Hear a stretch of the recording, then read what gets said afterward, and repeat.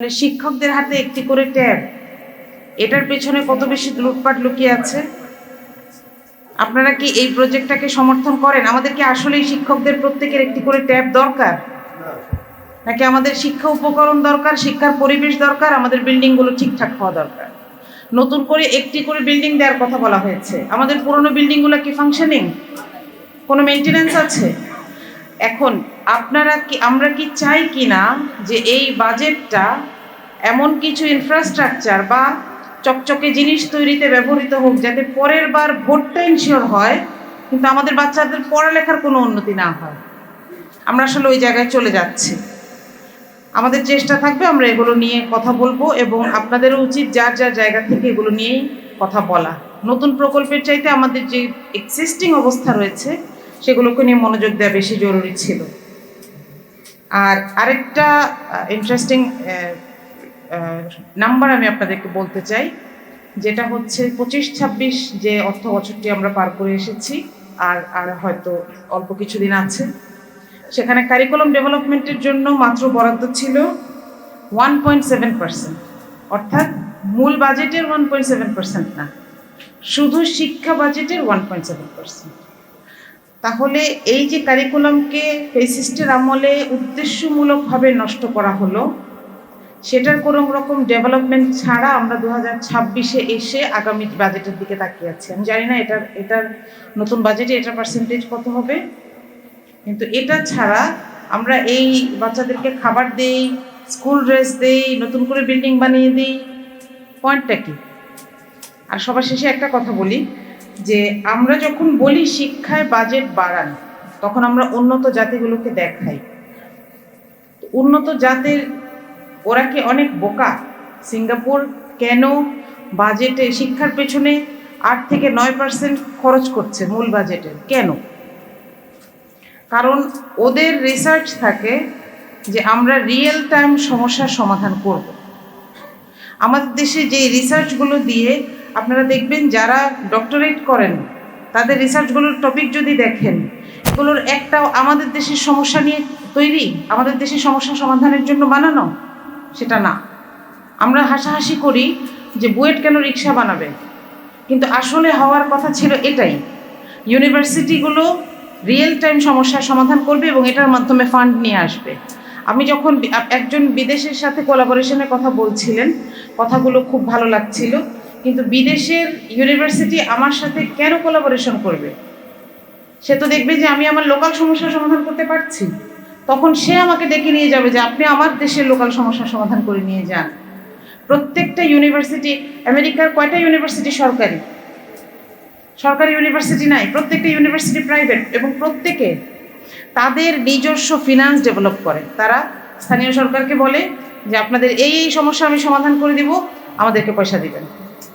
আপনাদের traffic jam সমাধান করে দিব, আমাকে পয়সা দিবেন। আপনার যাতায়াত ব্যবস্থা উন্নত করে দিব, আমাকে পয়সা দিবেন। এভাবে ইউনিভার্সিটিগুলো চলে। কিন্তু আমাদের এখানে সরকার ভর্তুকি দিতে দিতে দিতে দিতে গরিব হয়ে যাচ্ছে, কিন্তু আমাদের কোনো ডেভেলপমেন্ট হচ্ছে না। বের হয়ে আবার একটা ছেলেকে আবার আরেকটা কিছু পড়াতে হচ্ছে, আরেকটা ট্রেনিং দেওয়াতে হচ্ছে। এই বিষয়গুলো নিয়ে আমরা যতদিন না চিন্তা করব, যতদিন না বুঝবো যে আমাদের মূল সমস্যাগুলো কোথায়, ততদিন আমরা আসলে চাইতে পারবো না যে আমাদের কি চাওয়া উচিত। যে যদিও আমাদেরকে বলা হচ্ছে আমরা আইনিভাবে 5 পর্যন্ত ফ্রি শিক্ষা পাই, কিন্তু এখানে অনেকগুলো হিডেন কস্ট আছে। আমাদের বাচ্চাদের স্কুল উপকরণগুলো আমাদের কাছে অ্যাভেলেবল না। শুধু বই এবং স্কুলের বেতন ফ্রি করে দিলে স্কুল শিক্ষা ফ্রি হয় না। দ্বিতীয়ত হচ্ছে কর্মমুখী শিক্ষার ব্যাপারে যে কথাটি বলছিলেন, এখানে এই যে 2টা স্ট্রিম তৈরি করে রাখা, আমার কাছে এই জায়গাটাকে খুব আনহেলদি লাগে। কারণ আমরা জেনে বড় হই যে ওরা ভোকেশনাল, আমরা মেইন স্ট্রিম, এবং যারা ভোকেশনাল তাদেরও একটা প্রেরণা থাকে যে আমি মেইন স্ট্রিমে উঠবো। সে একটা সময় গিয়ে এটাকে ইকুয়েট করার চেষ্টা করে। আমাদের স্কুলগুলো সমন্বিত না কেন? এসএসসির পাশ করার সময় আমাদের প্রত্যেকটা বাচ্চা একটা করে বৃত্তিমূলক শিক্ষা পেতে পারবে না, পারা সম্ভব না? তাহলে এইটাকে আমরা সমন্বিত করে দিচ্ছি না কেন?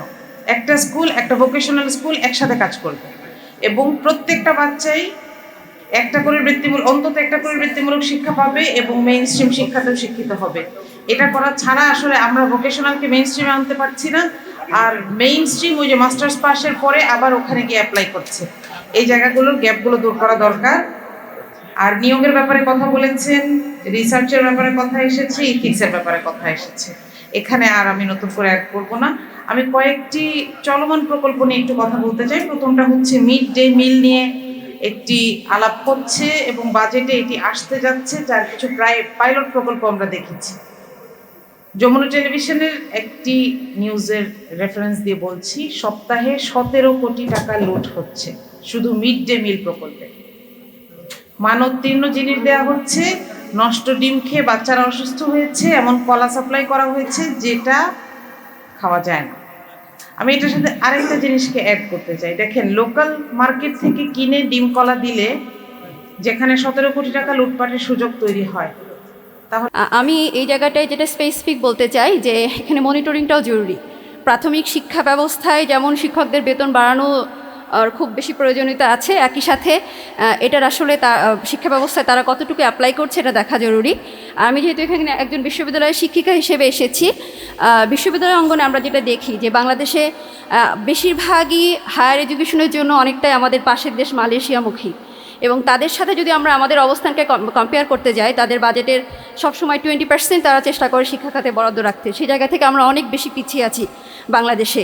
এই জায়গাটা একটু চিন্তা করা দরকার। আমাদের শিক্ষা খাতের অনেক বেশি প্রায়োরিটি দরকার।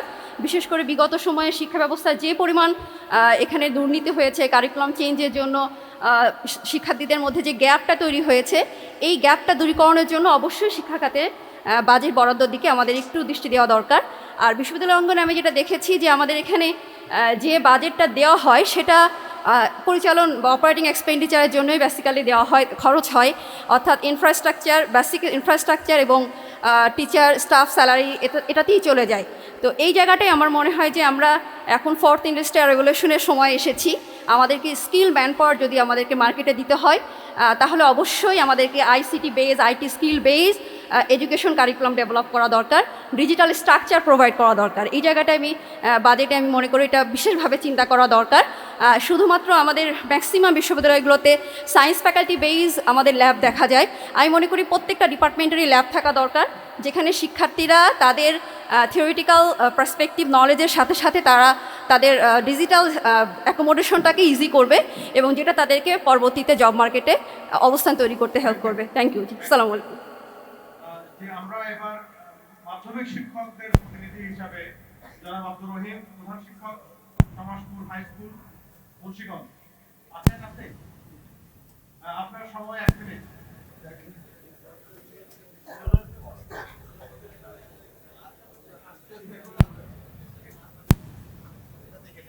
এরপরে রেডি থাকবেন মাদ্রাসা শিক্ষক প্রতিনিধি হিসাবে ডক্টর খলিলুর রহমান মাদানী। নাহমাদুন রসুলিল্লাহ রসুল করিম হাম্মাবাদ। আচ্ছা, মাধ্যমিক শিক্ষাক্ষেত্রে আমি কথা বলতে চাই 1 মিনিটে। সেটা হচ্ছে যে শিক্ষাক্ষেত্রে যে মানে গ্রাম এবং শহর এটা বৈষম্য দূর করতে হবে, এই জন্য বাজেট সেভাবে প্রণয়ন করতে হবে।